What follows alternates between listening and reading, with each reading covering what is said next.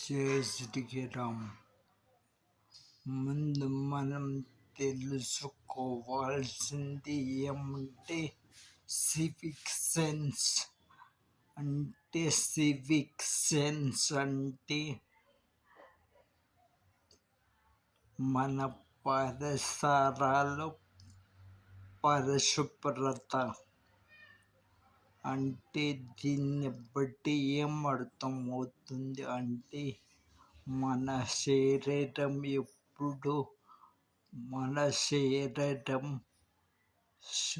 పరిశుభ్రంగా ఉండాలి.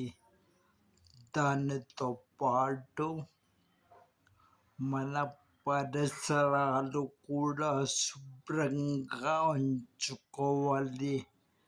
అప్పుడు మాత్రమే ఇలా ప్రతి ఒక్కరు ఆలోచిస్తే వాళ్ళ ఇల్లు, వాళ్ళ ఇంటి పరిసరాలు మంచిగా ఉంటాయి.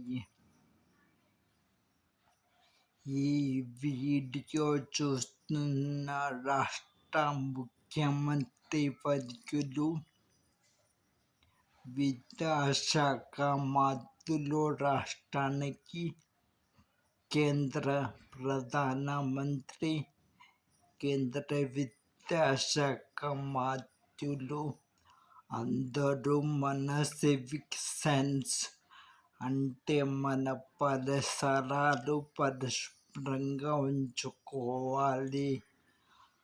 అలాగే మన ఒంటిని పరిశుభ్రంగా ఉంచుకోవాలి. ఎలాగైతే ఇది ఉంటుందో అలాగ మనము మన ఊరిని, మన ఏరియాని, మన ఊరిని, మన జిల్లాను, మన రాష్ట్రాన్ని, మన దేశాన్ని కూడా నీట్గా ఉంచుకోవాలి. అది మీకు ఒక సిలబస్ ఉండాలి, సివిక్ సెన్స్ అని.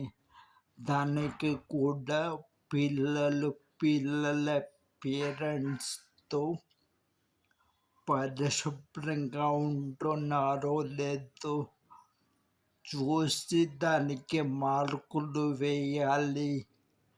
అంటే దానికి కూడా 100 మార్కులు ఉండాలి.